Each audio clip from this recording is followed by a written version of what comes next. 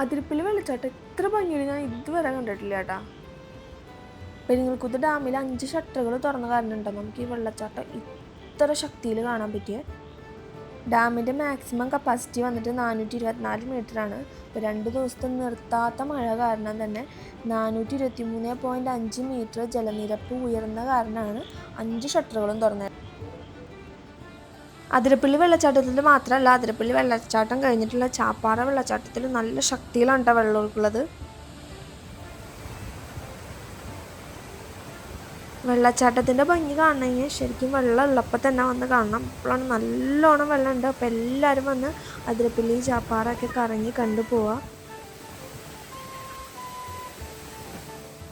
ചാപ്പാറ വെള്ളച്ചാട്ടത്തിൻ്റെ ഓപ്പോസിറ്റ് ഭാഗത്ത് കൈവരികളൊന്നും ശരിക്കും പിടിപ്പിക്കാത്ത കാരണം തന്നെ കുട്ടികളെയും കൊണ്ട് വരുന്നവരൊന്ന് സൂക്ഷിച്ചോളൂ കേട്ടോ.